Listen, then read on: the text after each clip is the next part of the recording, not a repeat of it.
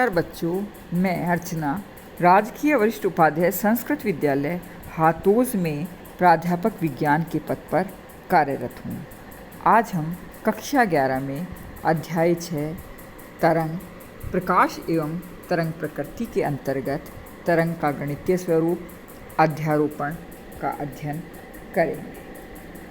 तरंग का गणितीय स्वरूप,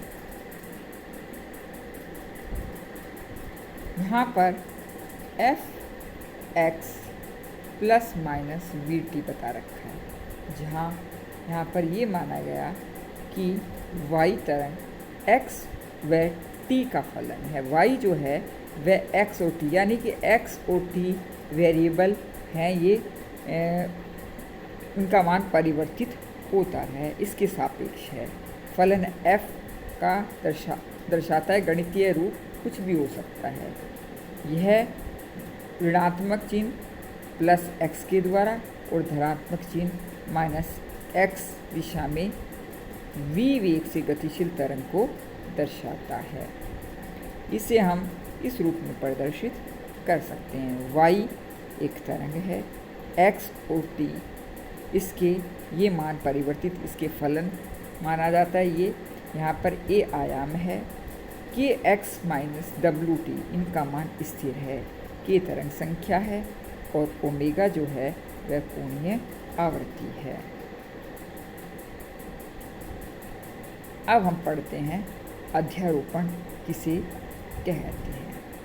तरंग गति के द्वारा, यहाँ पर जब तरंग गति होती है प्रकाश की, तो ये व्यवहार में तरंगे अध्यारोपण, व्यतिकरण, विवर्तन दर्शाते हैं।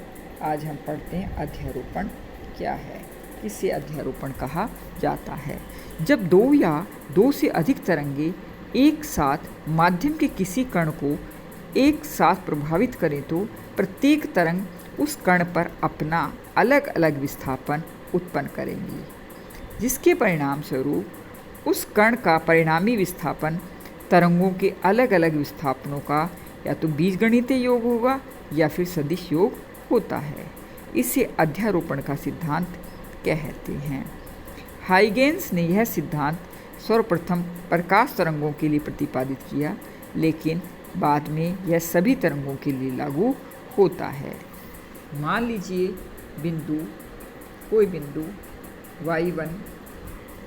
y1 तरंग है, बिंदु x तथा समय t पर तरंग का विस्थापन है, जिसे क्या दर्शाएंगे हम, y1 बराबर यहाँ पर x और t के द्वारा दर्शाया जाएगा। इसी तरह से y2 तरंग x बिंदु से शुरू हुई और t समय ये दोनों परिवर्तित हो रहे हैं, ये y2 xt के रूप में व्यक्त किया जा सकता है। परिणामी विस्थापन जो आएगा वह आ जाएगा नीचे, इस तरह से इसको परिणामी विस्थापन को दर्शाएंगे। yxt बराबर y1 xt plus y2 xt के द्वारा दर्शाया जाता है। अब आता है अध्यारोपण की सीमा। अध्यारोपण का सिद्धांत केवल रेखीय गति के लिए सही है, जो कि हुक के नियम का पालन करती हैं। जैसे बड़ी तरंगे जिसमें विस्फोट उत्पन्न हो रहा है, या जल तरंगे समुद्र में जैसे, उनके लिए लागू नहीं होती। ये केवल डोरी में सूक्ष्म विक्षोभ से उत्पन्न तरंगे ही अध्यारोपण के सिद्धांत का पालन करती हैं। अध्यारोपण से निम्नलिखित परिघटनाएं दृष्टिगोचर होती हैं, एक व्यतिकरण और दूसरी विवर्तन। पहली है व्यतिकरण, किसे कहते हैं, जब दो या दो से अधिक तरंगे आकाश में एक ही समय में परस्पर अध्यारोपित होती हैं तो इस घटना को हम व्यतिकरण कहते हैं। जब समान आवृत्ति की दो तरंगे जिनके मध्य नियत काल संबंध है एक ही माध्यम में समकालिक संचरण होती हैं तो किसी बिंदु पर परिणामी तरंग की तीव्रता अध्यारोपित होने वाली तरंगों की तीव्रता से भिन्न होती है। तीव्रताओं में अंतर अध्यारोपित तरंगों के मध्य कालांतर पर या पथांतर पर निर्भर करता है। मान लीजिए दोनों तरंगों के कलांतर, इस तरह से कलांतर में अंतर 2 पाई का है तो ये दोनों एक साथ जुड़ जाएंगी, जिसे समपोषी, और यदि ये नेगेटिव में होंगी तो इसे विनाशी व्यतिकरण कहा जाता है। पहला है समपोषी व्यतिकरण, किसे कहते हैं? समपोषी व्यतिकरण। तो इसमें जब अध्यारोपित तरंगें माध्यम के किसी बिंदु पर एक ही कला एक, या तो उसमें 0 का अंतर होना चाहिए या फिर 2 पाई का अंतर होना चाहिए, तो 2 पाई में ऐसे करके दूसरी 2 पाई का अंतर, दूसरी कला यहाँ से शुरू हो जाएगी, तो दोनों में 2 पाई का अंतर या 4 पाई या 6 पाई, ये कला में अंतर है, तो यहाँ पर परिणामी आयाम अधिकतम होगा और तीव्रता भी अधिकतम होगी, जैसा कि हम यहाँ चित्र में देख रहे हैं। ये 2 हैं अलग अलग, ये परिणामी आयाम ये होगा, तो यहाँ तीव्रता भी अधिक होगी। दूसरा आता है विनाशी व्यतिकरण। ये चित्र में हम देख रहे हैं 2 अलग अलग तरंगे हैं, इन दोनों में आयाम में अंतर जो है वह पाई, 3 पाई या 5 पाई का है, जैसा कि ऐसे समझ सकते हैं इसको। तो यहाँ पर पाई का डिफरेंस होगा तो एक ऊपर जाएगी, दूसरी नीचे आएगी, या 3 पाई का भी होगा तो 1 2 3 इसका अंतर होगा तो दूसरी क्या होगी, नीचे होगी। तो इसमें क्या होगा, ये देखिए तीव्रता जो होगी वह इन दोनों से कम होगी, इसलिए इसको विनाशी व्यतिकरण कहते हैं। व्यतिकरण, स्थायी व्यतिकरण की घटना के लिए कुछ आवश्यक शर्तें बता रखी हैं। किसी बिंदु पर दोनों तरंगों के मध्य कालांतर या पथांतर स्थिर रहना चाहिए। दूसरा, दोनों तरंगों की आवृत्ति और तरंग दैर्घ्य समान होने चाहिए। इसके बाद तीसरा इसमें बता रखा है, दोनों तरंगों का आयाम लगभग समान होना चाहिए, दोनों तरंगों द्वारा एक ही सरल रेखा पर विस्थापन होना चाहिए। इसके बाद आता है उनका गणितीय स्वरूप। समपोषी एवं विनाशी व्यतिकरण की गणितीय व्याख्या।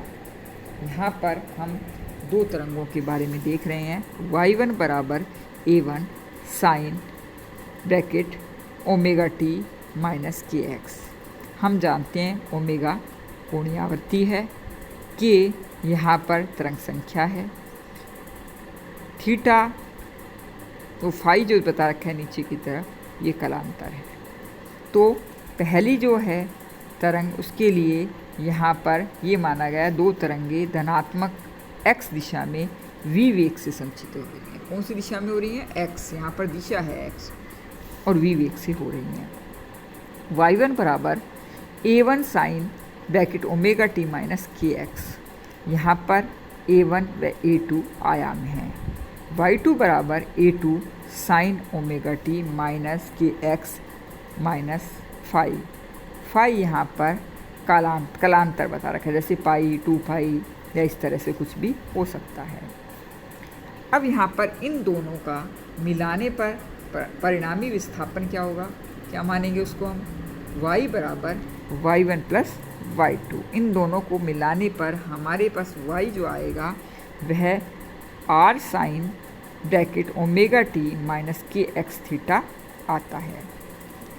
r को यदि हम निकालें, परिणामी आयाम है, तो निकालने पर a1 a2 और इस सब को हल करें यदि हम, तो यहाँ पर जो आएगा वह r का मान a1 square plus a2 square plus 2a1 a2 cos phi आता है। ये परिणामी मान आएगा। अब हम तीव्रता के बारे में जानते हैं। तीव्रता भी बढ़ेगी, परिणामी तीव्रता I बराबर I1 प्लस I2, ये बराबर हो जाएगी 2 root I1 I2 cos theta, क्योंकि I जो है वह आयाम के वर्ग के समानुपाती होती है, यानी कि I1 बराबर, क्योंकि समानुपाती के समानुपाती आयाम के स्क्वायर के, तो इसका ये समानुपाती का निशान हटाया तो यहाँ पर क्या आ गया? के आ गया। के एक स्थिरांक है, तो I1 बराबर के a1 स्क्वायर तथा I2 बराबर के a स्क्वायर आ जाता है। यहाँ पर कालांतर समकोशी व्यतिकरण यदि है तो समकोशी में कालांतर फाई बराबर या तो 0 होना चाहिए, 2 पाई या 4 पाई होना चाहिए। इसलिए परिणामी आयाम जो है r बराबर a1 प्लस a2 और तीव्रता जो है I total root I1 plus I2 का होल स्क्वायर आ जाएगा। इस प्रकार से टोटल आयाम जो है वह जुड़ जाएगा और तीव्रता भी जो पहले की अपेक्षा है वह 4I0 हो जाएगी। यदि विनाशी व्यतिकरण है तो विनाशी व्यतिकरण के अंदर जो फाई है वह पाई 3 पाई 5 पाई यानी कि कोस फाई का मान -1 होगा। r जो है आयाम पहले से कम हो जाएगा, a1 माइनस a2 हो जाएगा। इसी प्रकार से तीव्रता जो है उसके लिए भी I1 प्लस I2 माइनस, वहाँ प्लस था, -2 रूट I1 I2 हो जाएगा। इस प्रकार से यहाँ पर कुल जो है तीव्रता जो है पहले से कम हो जाएगी। आगे हम कला संवत स्रोत, व्यतिकरण का प्रायोगिक सत्यापन आदि का अध्ययन करेंगे। धन्यवाद।